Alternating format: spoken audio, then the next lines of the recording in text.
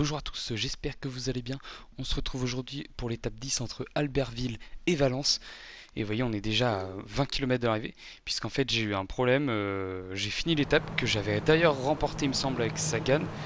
Et là on est quelques jours après, je refais du coup, mais malheureusement le jeu a déjà enregistré les 20 derniers kilomètres. Enfin, a enregistré le checkpoint aux 20 derniers kilomètres. Donc du coup, je peux pas refaire le début de la course. Mais là, vous voyez qu'il y a une zone devant en fait, qui n'est pas répertoriée dans le jeu. Et comme ils avaient prévu, les zones devant peuvent apparaître à tout moment en fait. Donc c'est plutôt cool. Du coup, je vais mettre mes coéquipiers à rouler.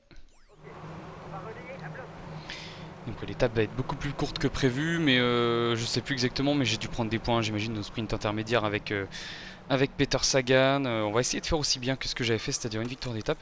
Il nous reste à peu près 17 km pour faire péter tout le peloton, ouais, sachant que j'avais réussi à faire péter vraiment tout le peloton quasiment avec mes coéquipiers. Là on voit Conrad qui est pas très bien placé d'ailleurs comme moi. Là ça roule très fort avec le vent. On n'est plus déjà que 58. Hein. Vous voyez, le peloton est déjà très amaigri et en vrai c'est chaud de tenir les roues. Je suis obligé de sprinter.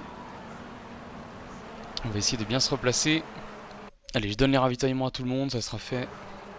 Je sais même pas si c'est mes coéquipiers qui roulent en fait. Ah si, c'est une Lispolite quand même.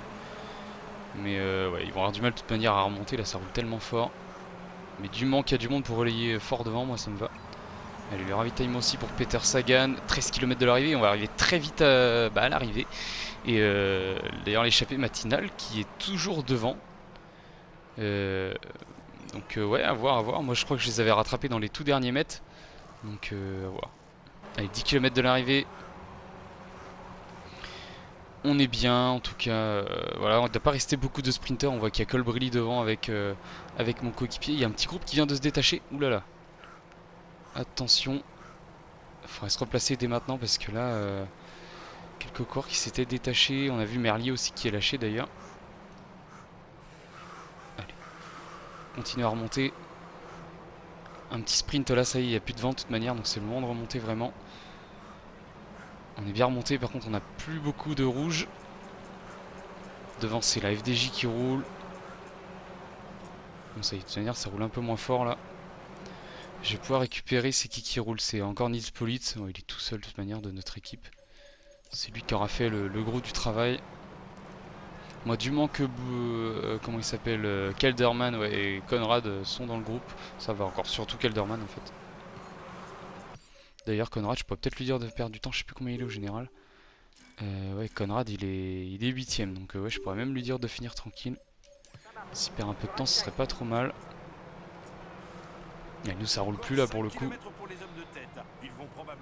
Est-ce que je tenterais pas une attaque avec quelqu'un bon, j'ai pas grand monde de costaud, à la limite peut-être un petit os. On sait jamais hein. Il reste encore une minute, personne veut rouler, c'est relou. Surtout que j'ai mes coéquipiers qui sont là pour rouler mais en fait ils arrivent pas à remonter quoi. Allez, oh, je vais le remettre à relayer à 110, ça serait bien qu'il fasse le taf. Allez, on reprend un petit peu de temps peut-être, voilà, mais c'est timide. Hein. Indescaling, voilà, ils sont là les deux et Paul Stolberger aussi, mais ça fait 20 km que j'aurais demandé de rouler quasiment et ils sont toujours pas devant quoi. Ils sont encore 6 devant, il y a 2 km 700 à mon avis, ils vont aller au bout. Hein. J'avais réussi à la gagner avant que le jeu bug, mais là pour le coup ça aurait été mal organisé, donc c'est pas sûr du tout qu'on arrive à la gagner.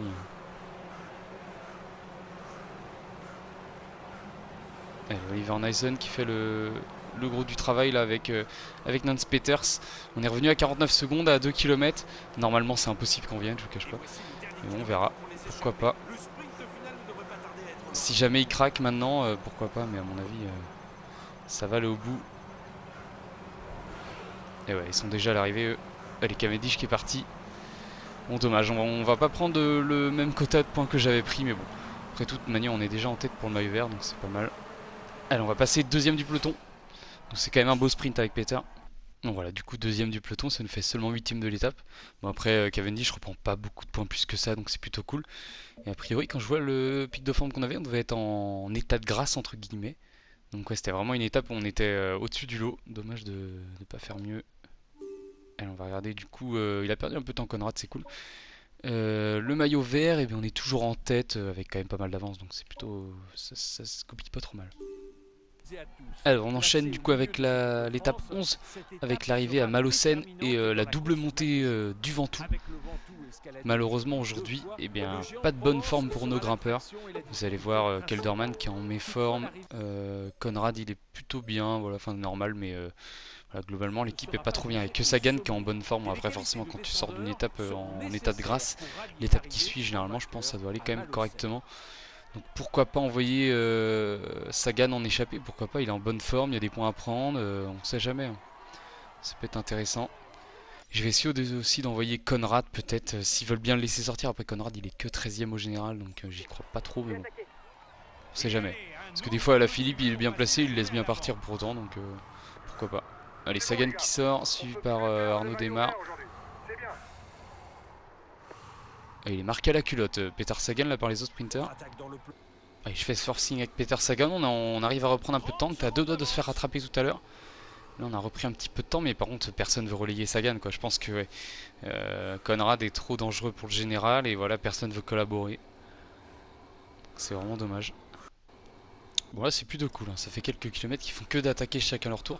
Donc au final ils font mon jeu puisqu'on gagne quand même un petit peu de temps, faut qu'on conserve une avance correcte sur le peloton.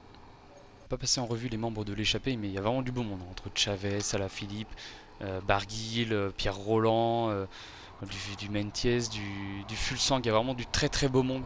Ça va vraiment être une étape très compliquée. Là je fais rouler quand même Sagan avant le sprint intermédiaire pour reprendre un peu d'avance. Sachant que lui, son étape elle s'arrête après le sprint intermédiaire honnêtement. Allez, le sprint intermédiaire normalement devrait pas être inquiété, à part peut-être par Julien Alaphilippe quand même, qui pourrait nous surprendre. Mais a priori, il est pas à côté de nous là. Et aussi j'ai Pierre Latour que j'ai oublié qu'il y a dans l'échappée qui peut être vraiment pas mal. Oula, par contre là on a réussi à passer, on a bien bloqué par contre Cosnefroy. Il y en a qui s'en fait un peu distancer, on va rouler avec Sagan, on sait jamais, hein.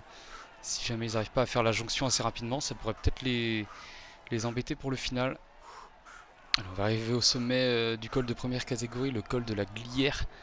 Et devant, vous pouvez voir, il y a Warren Barguil qui s'est un petit peu fait la malle, à 1 minute d'avance, 1 minute 10 même. Donc on n'a pas forcément sauté sur son accélération, il a monté à son rythme et un petit peu plus rapide que nous.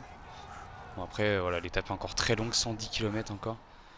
Allez, on va essayer de prendre un peu de points là, Julien, on va le laisser passer de manière, il est largement plus rapide que nous. Et ouais, Julien va passer deuxième, on va passer troisième. Il y a quand même de beaux points à prendre. 6 points pour nous. Le maillot jaune est à 1,30 de vous.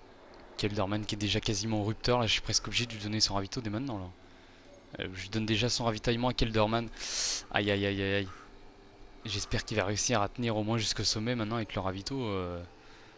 C'est le minimum. Allez, 1 km du sommet du Mont Ventoux. Je prends le relais là pour faire vraiment mal à tout le monde. On est déjà plus que 6. Julien qui a lâché. Qui c'est qui a lâché avec lui? C'est Sergio Henao. Allez, accélération de Warren Barguil. Il est vraiment en feu sur cette étape. Avec Chavez, Jack Egg, Hamilton qui s'écarte. Il y a que Fulsang aussi qui est pas mal. On voit pas souvent dans le jeu habituellement, mais là il fait quand même une belle étape. Bon, il craque, mais ça reste honorable pour lui.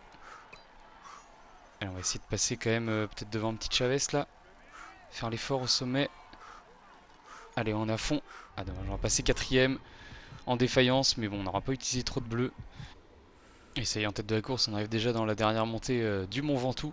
Et ça attaque déjà un peu dans tous les sens devant, avec Jack Egg, Chavez et Warren Barguil. Et bien évidemment, nous on a Conrad qui est devant.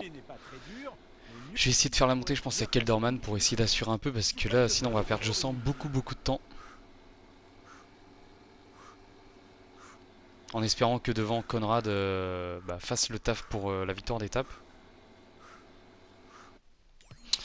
J'ai bien peur qu'avec Kelderman aujourd'hui on perde extrêmement beaucoup de temps. Vraiment là j'aurais peut-être jamais dû lui donner son ravito dans la première montée, mais ça me roulait tellement fort.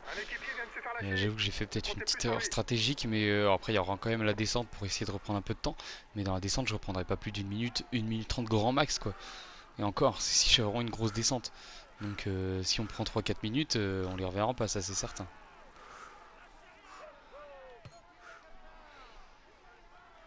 Allez, Bourman, c'est fini pour lui là, il va s'écarter. Alors en plus il me gêne, il est sympa. Et nous on est déjà quasiment lâché, on est lâché même. du groupe maillot jaune. Et il reste encore 39 personnes. Allez, on va faire un petit point sur la course avec Elderman. On est déjà à 3,50. Devant, il est à 1 minute. On a déjà presque 3 minutes de retard avec Kelderman. Donc je pense qu'on va prendre Conrad pour essayer de jouer la victoire d'étape. Et on prendra Kelderman peut-être dans la descente suivant où il est. Mais là, c'est vraiment compliqué. Et le peloton qui revient à une vitesse sur nous là. Ils sont vraiment pas très loin, à peu près 30 secondes derrière nous. Même un peu moins. Et voilà, nous on est quasiment cuits. Bon, je pense que eux aussi. Donc ça égalisera un peu les chances de chacun. Mais j'ai bien peur qu'on ait du mal quand même à prendre le maximum de points au sommet. Et derrière Kelderman, il est à 4 minutes 10. Ouais, c'est vraiment dur. Plus de 3 minutes déjà de perdu. Et là d'ailleurs le groupe maillot jaune qui ralentit quand même assez nettement. Hein. Ils sont déjà à 1 minute de Warren Barguil. Tant mieux si ça peut se calmer jusqu'au sommet, ça serait vraiment très très bien. Mais bon, j'y crois pas une seconde. Allez, 1 kilomètre du sommet pour nous. On revient sur Warren Barguil qui est vraiment à la limite de la rupture. On le sent depuis déjà quelques kilomètres. On reprenait un petit peu de temps. Et derrière, il y a Pogacar qui vient d'attaquer. Le peloton, il y a 2 secondes, ils étaient à 1 minute 30. Et Pogacar qui revient sur nous. Non, mais c'est n'importe quoi. Il y a 2 km, je vous dis, c'est à 1 minute 30. J'étais là en train de me dire, bah c'est bon, on va passer en tête. Et là, je simule 1 kilomètre ou 2. Et voilà, Pogacar qui nous mange déjà.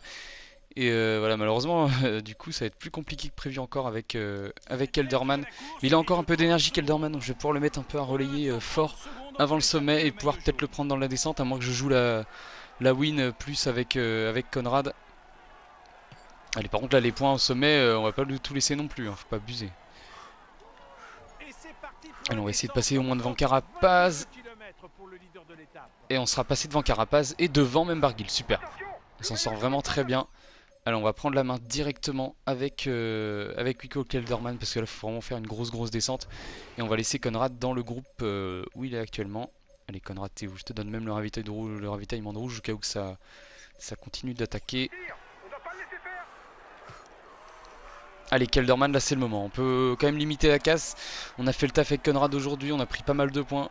Même vraiment pas mal du tout. Et on revient sur Julien Lafilippe. Mais bon, évidemment, Julien il est pas là pour le général. On va voir avec combien de temps on va basculer au sommet. Mais pour l'instant, on est au moins voilà, 3 minutes 30 de la tête de course. Sachant que devant, c'est bien évidemment Tadej Pogacar. Alors, on va dire, ouais, c'est à 3 minutes 30 au sommet. On verra ce qu'il y aura à l'arrivée, mais il y aura peut-être loin de 3 minutes a priori. On est avec Pierre Latour, il me semble David Godu juste devant nous. Hein. Godu qui est pas très bien aujourd'hui.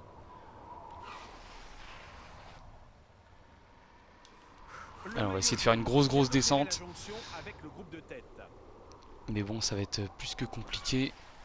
Et devant, le groupe Carapaz-Roglic et Conrad qui revient à 13, voire même 12 secondes là de Pogacar. Donc pourquoi pas aller se disputer la victoire d'étape, hein, parce qu'après ils peuvent aussi se regarder entre eux quoi, si jamais ça revient. Allez, je vais peut-être demander aussi devant à Kelderman de relayer à 110. Oui, il a pas trop mal récupéré. Allez, faut y aller.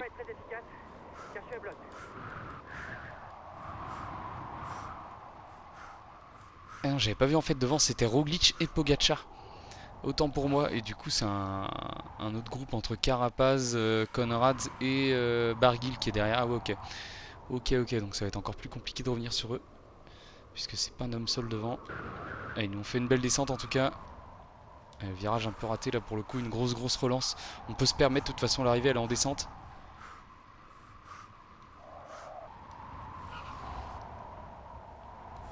Ah, c'est dommage que je puisse pas aller jouer la victoire d'étape avec Conrad, mais bon, je préfère assurer le général avec Kelderman parce que si on perd 3 minutes aujourd'hui, ça va être compliqué pour le podium quoi. Donc limite la victoire finale c'est sûr on ne l'aura pas, mais si on pourrait au moins jouer le podium ça pourrait être intéressant. Voilà, la descente ça va très vite, voire même presque trop vite, on a failli chuter là, c'était limite. Alors on donne vraiment tout là.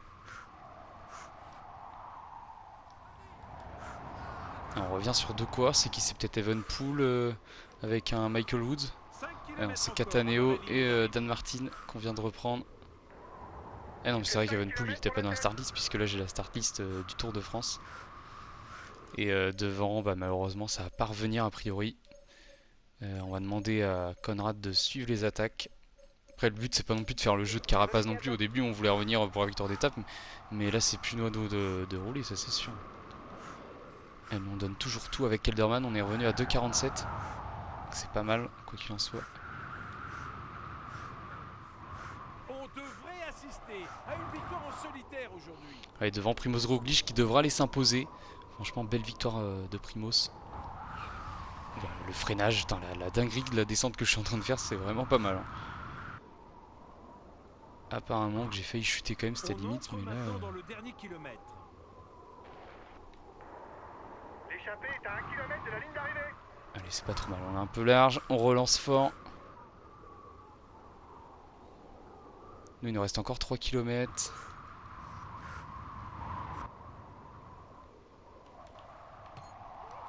Alors, on se met à 110 là. Alors, on rattaque encore un peu, hein. Il doit y avoir encore un petit peu de descente après derrière.